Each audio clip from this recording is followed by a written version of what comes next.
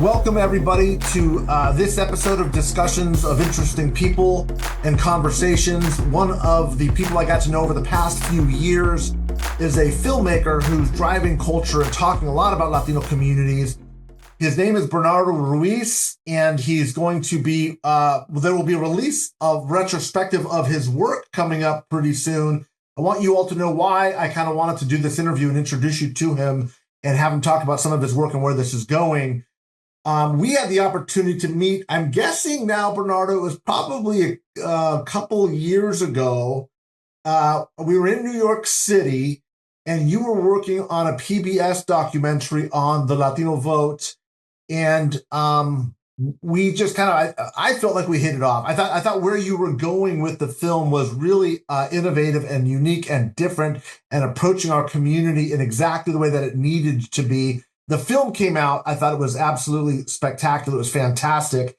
And, there have been a number of Latino Vote documentaries, films have been put out, but none that I think captured the changing nature of it in quite this way.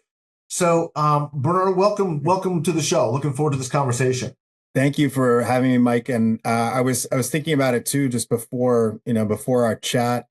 And I think one of the reasons why I had gravitated towards you as a filmmaker and as a journalist is you have been obviously way ahead of the curve in talking about the working class Latino vote, and in particular what Latino men where they were headed.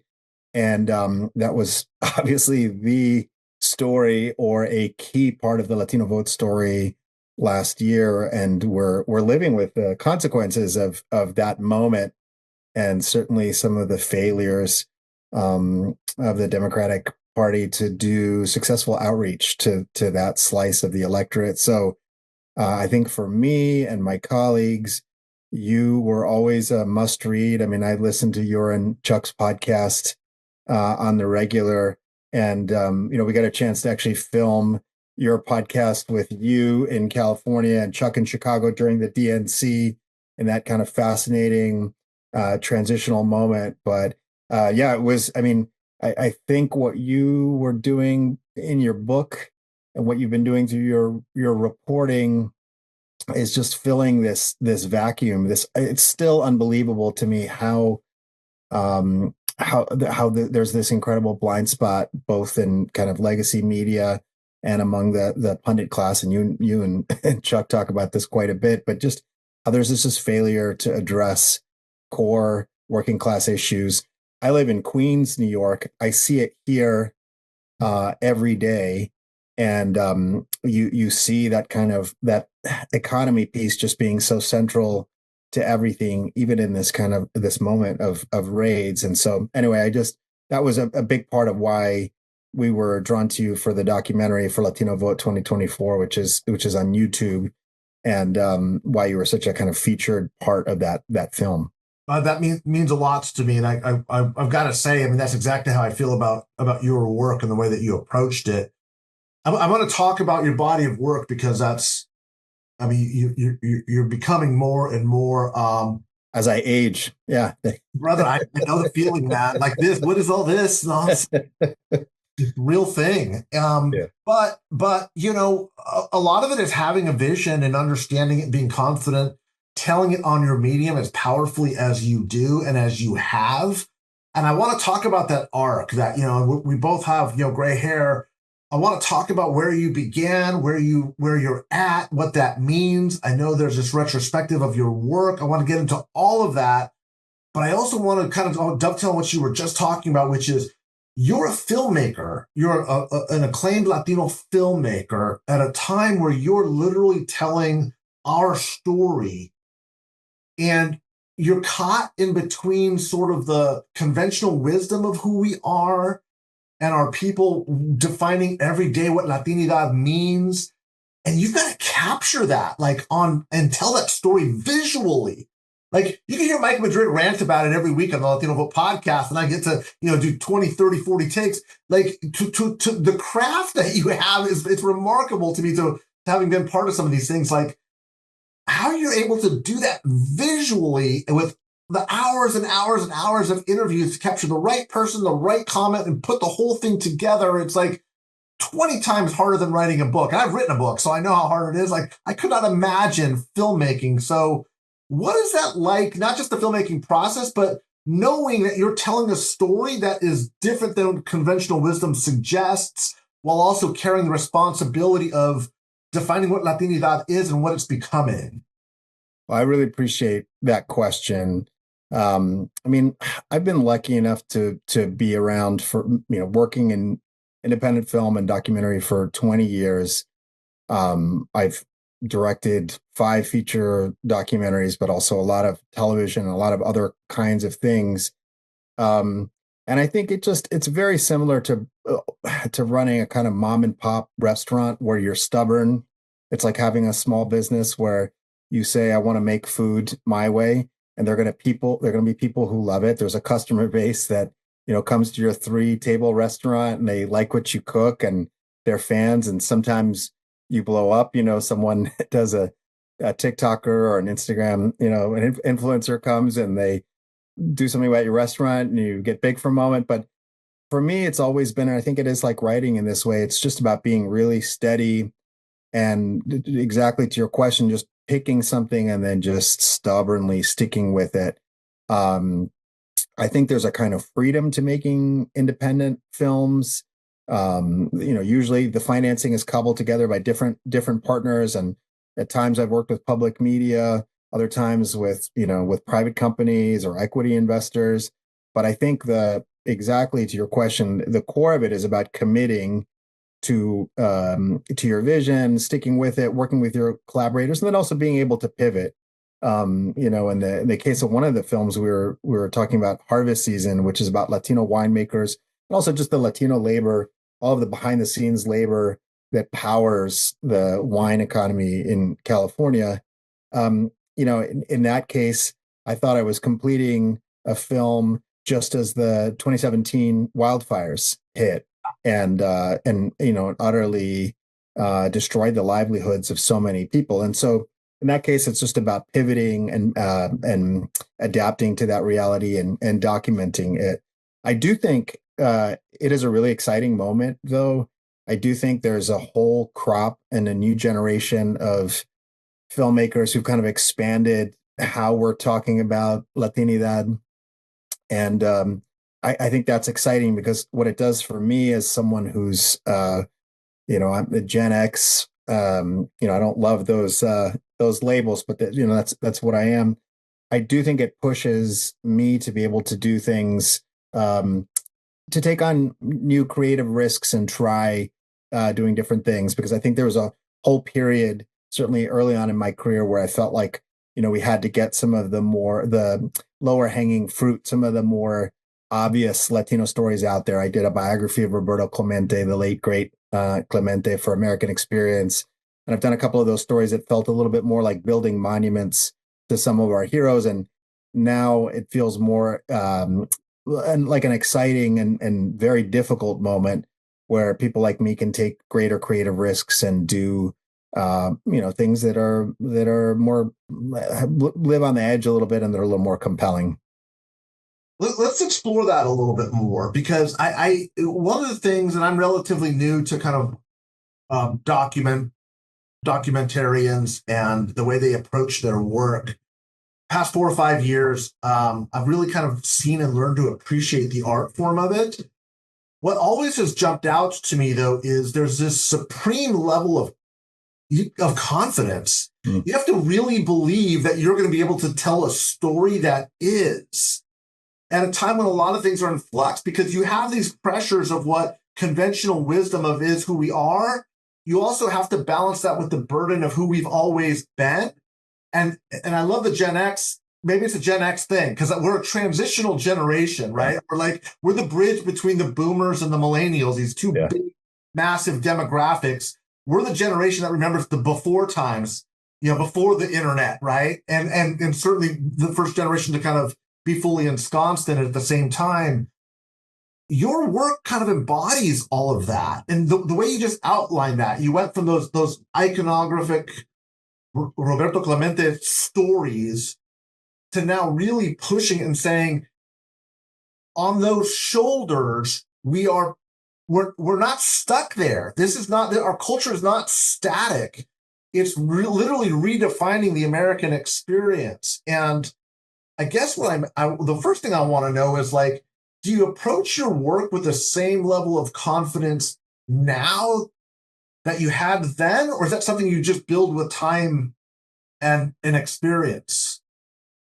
Well, good to know that you're a fellow Gen Xer. I feel like we got trapped between two very protagonistic generations, the boomers who don't want to relinquish power in any way, and the millennials, Gen Z behind, but millennials who are very protagonistic, I think, their own ways. And we're a curious generation culturally, in that I think, I certainly come from a generation of learning to pay your dues when that was, there was an idea of kind of paying your dues and being a part of a pipeline. And clearly millennials were not served by that.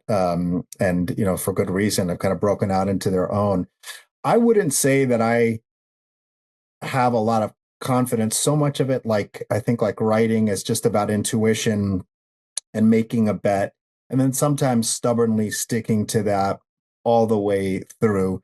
And I think if we have a secret power in documentary, it's that it's time and staying power. Just I fully believe that if you stick with something over time, it will yield something. If you talk to winemakers, they'll say that some of the hardest to grow grapes, some of the most difficult vines yield the best wine. The ones that just need constant attention and that are very temperamental grapes. Those are the ones that yield some of the most kind of deliciousness. And sometimes I think about that in terms of film. It's just the more you can stick with something, it will eventually yield, or you will you will yield. It'll kind of break you. I think the confidence comes with time. After you've spent so long with something, with people, with places, you get to another kind of place. And I think that's the best part of the job, is that it's about observations first and conclusions later. So much of journalism and what we see in punditry now is about making a conclusion, having a hot take, and then figuring out a way to engineer an argument to back that up. And documentary, I feel like, if done right, in my opinion, is about just spending a lot of time in an open-minded way, listening a lot, documenting as much as you and resources will allow, and then making some conclusions. That feels like the most exciting piece of it to me. It is like the best class. You are literally learning in the field. Your curiosity is what drives the work. Endlessly asking people things, getting up in their business. It's a very privileged thing to do. But I do feel like once you come to those conclusions or those lessons, they are hard fought, and you typically are, have an answer based on direct experience. Tell us about the arc of your story. Like, where did was it born of? I mean, obviously there's a passion, right? And there's this commitment. And you're curious, but why this medium? Has that always been there, or is this, you've been doing about 20 years? You said, so there's a little bit of a gap before that. No. Yeah, I mean, I'll tell you something. I don't think I've told anybody in an interview. So my father was the oldest of 10 in Mexico. The family is from Michoacan and central Mexico. And my father was, as the oldest, joined a monastery at the age of 10. So from age 10, right up until about 25, 26, when he was supposed to take final vows. This is pre-Vatican II Catholicism, old school Roman Catholicism. Big medieval. Old school. He there are lots of stories I've heard in my family, but one is that certainly at that time, it was the best education that he could have gotten for his, their economic reality at the time. So, my grandmother she was pregnant 18 times, one kid after another. And of those 18 who survived to adulthood, there were 10 that survived to adulthood. My dad was the oldest. So all to say that his education, he was able to get a kind of education that was unique because of the church. But he had an artist's temperament. He was a musician. And so at 26, I think both being interested in dating women and also his artistic career, I think he broke away from the church. And so by the time he eventually met and married my mother, who's a white American woman from New York. She moved to Mexico with him, and we had a kind of bohemian life. A lot of musicians and artists around, and one of those people was a friend of the family who would project Super 8 films. So long way of getting to. I saw films projected as a kid in Mexico. It was intriguing, still is, just seeing a projected image, and that was kind of the initial spark. I knew I wanted to do that.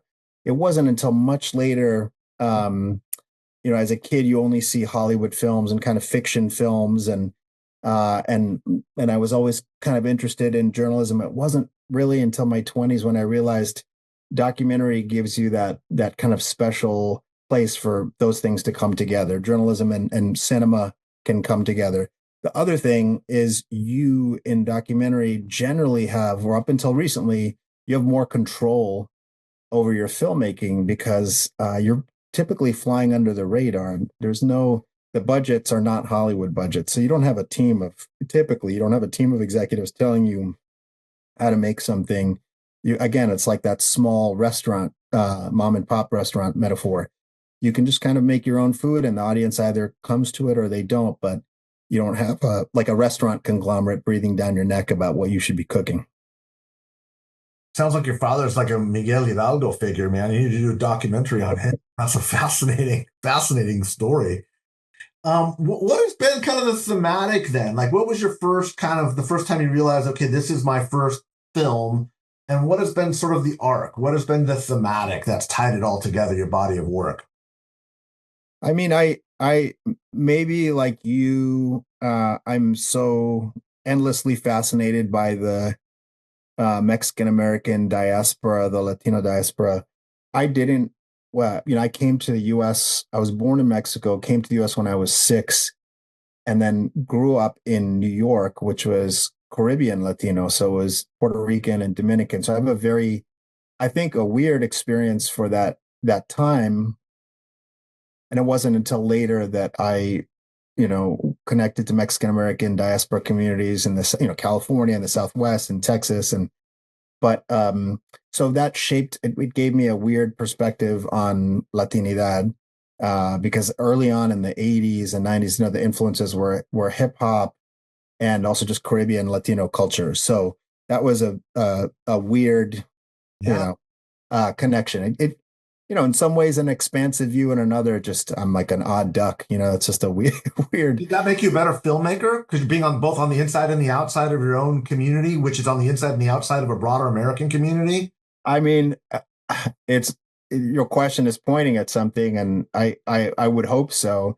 I think what it did is give me a deep appreciation for the inherent diversity, the just inherent complexity of the community, and what falls under the rubric of Latinidad.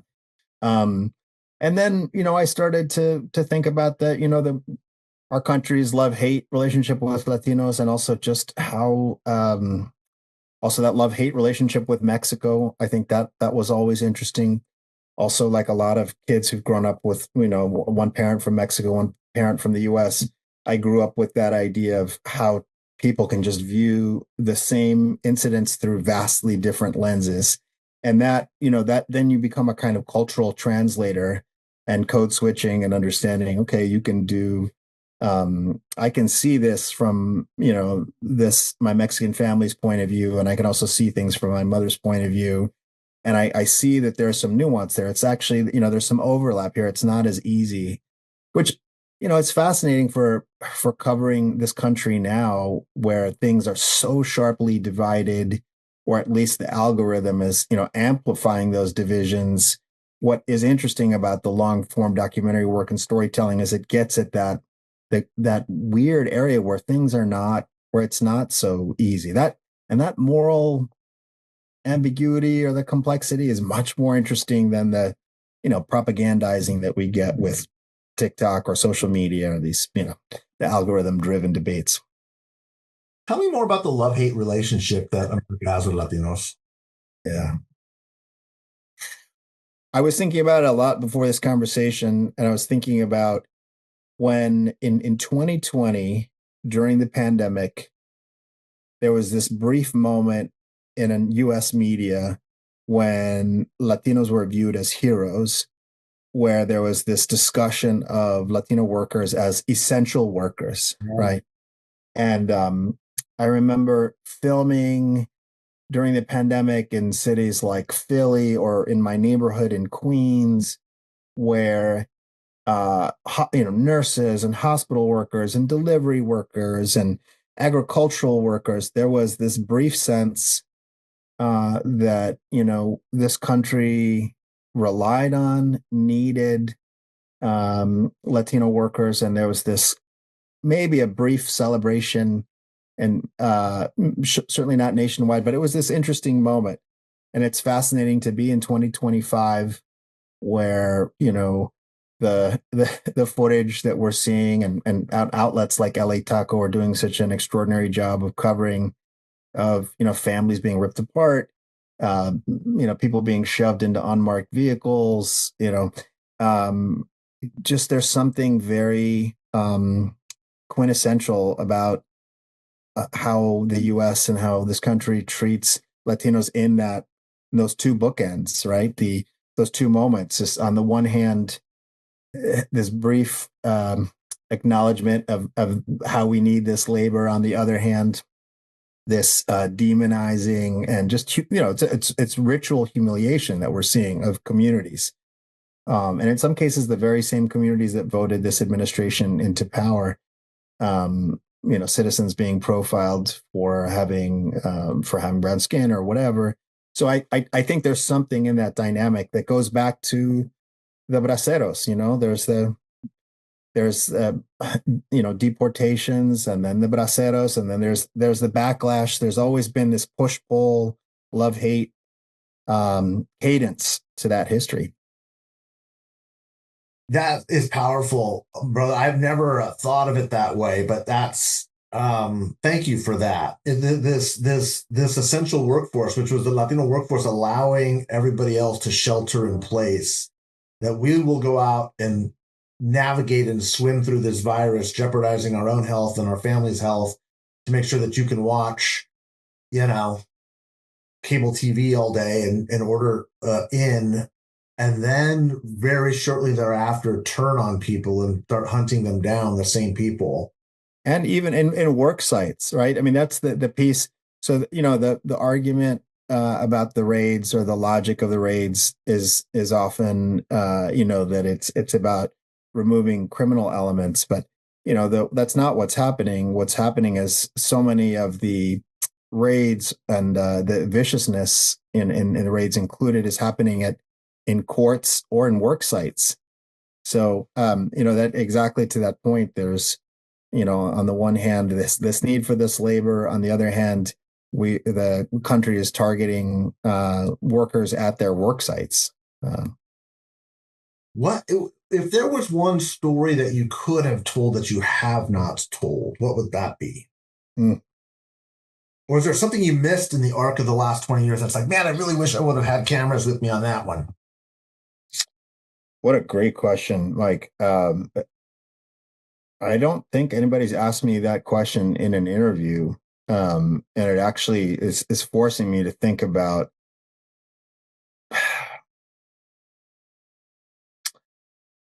wow, there's one that I kind of poked around at and tried and couldn't make happen. And that was the El Paso mass shooting in Walmart, the famous 2019 shooting. Our mutual acquaintance, Alfredo Corchado, the great journalist who was at the Dallas Morning News for a long time, he wrote this incredibly moving essay in LitHub. Alfredo's a native of El Paso, spent an entire life there, both covering it but also just as someone from the community. And his father was a bracero, and he wrote this incredible essay just about what does it mean to be an American. And the essay is kind of structured as an argument between him and his father, and Alfredo's kind of reflecting on this idea that we'll never be fully American enough.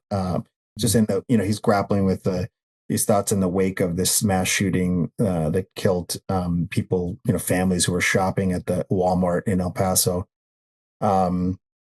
And there's a new book out now that the reporter Jasmine Aloa just wrote. I'm really excited to read that book. She's a great writer, a great reporter.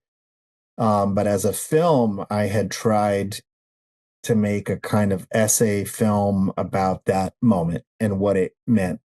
And it was just too hard for practical reasons, because I think when I pitched it, I think people wanted it more as a true crime film, and I thought, sure, we can talk about the events, but I want to unpack the deeper meaning of this mass shooting. I had a very experienced executive at one point tell me, the anti-immigrant villains have kind of left the room. That's we're kind of done with that chapter. And sure enough, but I think unpacking that, I thought could get at some of these deeper issues that we're talking about, that kind of love-hate, and how people, clearly someone who was mentally unstable, but was stirred up nonetheless by this demonizing and dehumanizing rhetoric. Do you think we ever become American enough?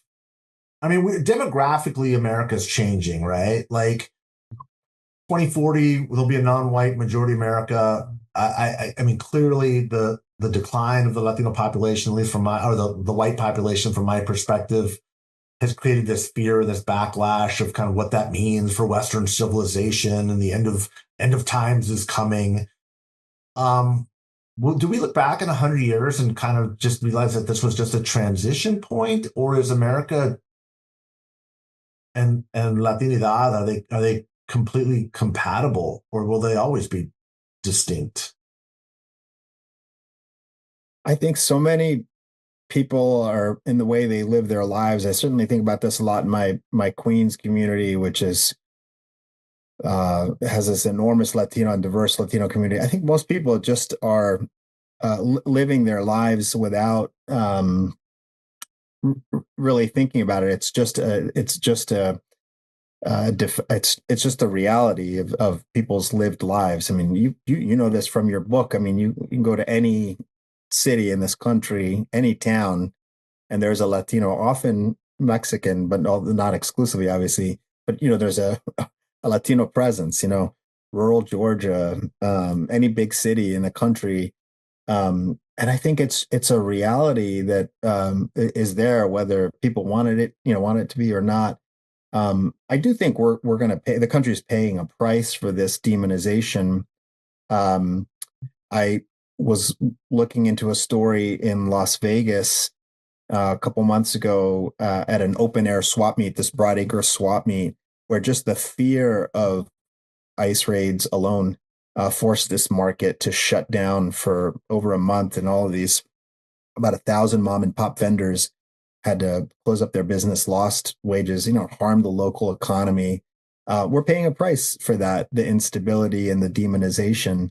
I think as time goes on, it will change. But why this moment? Why this one particular group, one particular strand of virulent anti-immigrant, and often illogical and kind of just wildly all over the place, why it's taken such deep root, I think will be something for us to unpack for a long time.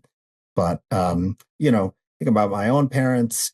It felt more unusual for a white American woman to be married to a Mexicano in the 70s and 80s. And now, you go all over the country. I think that that mestizaje and that mixing is much more common than ever. I've always thought our blended nature is kind of our superpower at the same time as it kind of keeps us never fully ensconced in one culture. There's also some upside to that as well as we become a blended American people. Well, a couple of years ago, I got an award, a lifetime. I call it a capital award from Unidos US. And I don't think I didn't hit me until after I kind of accepted the award that it felt like a lifetime achievement award. And I was like, am I that old? And I shouldn't use that word I'm using that as a setup to the question of like, you're now doing a retrospective of your work, right? Like when we're at that pivot point as Gen Xers, a transitional generation anyway, and you're being honored and recognized for your incredible body of work of 2 decades of work, like how does that feel to be looking back, but also what does it mean for looking forward to you? I mean, there is a part of it that's like, andale viejito, trying to like clear the stage a little bit. There's, you got it was, the part of it that's great is to, the retrospective, and I have to give a big shout out to Cinema Tropical and Color Congress, 2 great organizations that they kind of surprised me with this, and they said, we're going to do a retrospective. They're making some connections between the films that I think are really interesting. So whether it's Wine Country or journalists covering organized crime in Mexico, they put together some of these linking threads. So it's great to have watch these films and see how in some cases they're really relevant to this moment. So attacks on the press, the demonization of Latino labor, the culture wars, all of that. I think these themes have popped up and remain relevant. And I think it's also a nice way to shout out documentary. That's a long form documentary, like books. They occupy a different place. So much of the media business is kind of focused and fetishizing social media and influencers. And that's great. I appreciate some of what's happening there too. But again, there's just this value to long form work. What it does do for me is it's a kick in the ass, and it forces me to think about, I'm starting a new project, 1 or 2 things that I'm trying to get off the ground. I don't have to tell you, it is a very strange media environment. There's a lot of timidity.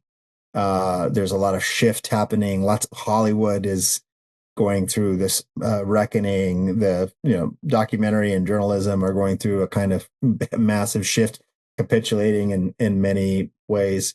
So it's a challenging time, but it is also a reminder that's the beauty of being small, working small, working like a mom and pop, is that we, like the Latino community itself, we kind of stubbornly persist.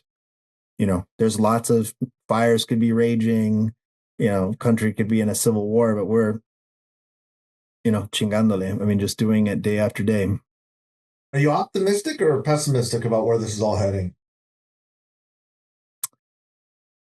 I've got a 5-year-old daughter, so there's some part of me that I have to be optimistic.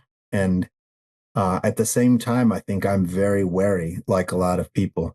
Like you, I've talked to a lot of, in the last year for the Latino Vote film we did for PBS, we filmed in 8 states, worked with great collaborators, but we worked all over, talked to many people, and the frustration and the anger and all of the elements that have led us to this moment, that's not going away. I'm hopeful, but wary, I think, like a lot of people. And I think, as a filmmaker or as an artist, you can infuse the work with that. And hopefully you're speaking to people in a way that is beyond just a kind of formal logic, but maybe picture logic or emotional logic, where you can connect with people on a hopefully more visceral level. I've been talking with Bernardo Ruiz, a filmmaker who has spent the last 20 years, I would say, kind of helping us to visually understand the changing nature of Latinidad, Latinos in America. he's clearly a filmmaker beyond that reach too, but I think has been documenting as a documentarian this unprecedented demographic transformation on what America is becoming, who Latinos are becoming, and how they kind of meet in the middle.